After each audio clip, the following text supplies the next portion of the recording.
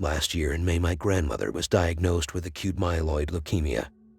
To save you from the gruesome and super depressing details, let's just say her fight was short-lived and she passed away in early August. A few days after she passed, I headed down south to stay with my grandpa for a little while so we could grieve together and not have to be alone during such tough times. The night I got there, I let myself in through the garage with the coat. After I went in the guest bedroom and unpacked some, I decided to take a shower. After my shower, I come back into my room and the closet light is on. Kind of a creepy sight, but I decided to open it.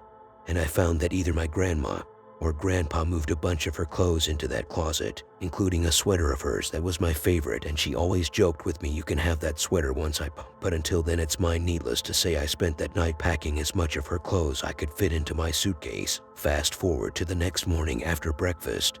I go back into my room to get dressed, and spread out on the floor is a silver cross necklace that I can absolutely guarantee was not there the night before or even before breakfast. At this point, I realized that my grandma must be leaving me these things somehow.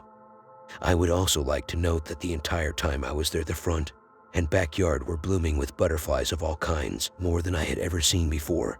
So many different colors, sizes, and shapes. My grandpa and I spent a lot of time just watching them flitter around the yard. My grandma loved bears, teddy bears, Winnie the Pooh, cookie jars shaped like bears. Literally any and every bear-themed item my grandma loved. And another thing she always said was when she passed, every single bear was mine. So the day I was leaving, I went around the house collecting bears from every room. Literally the whole trunk filled with bears. But that's not the point. When I got home, I hadn't unpacked the bears from my bags that I had them in. And one night when I was sleeping, I had a dream where my grandma came to me and told me everything was going to be okay, and she was giving me a bunch of her random belongings. The next morning, I decided that for some reason that was a sign to unpack the bears.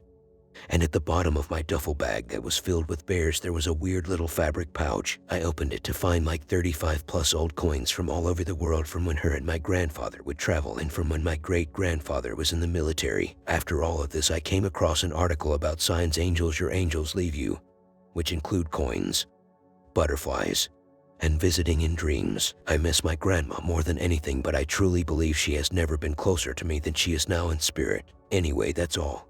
Honestly, I just needed to get that off my chest to someone who wasn't my family.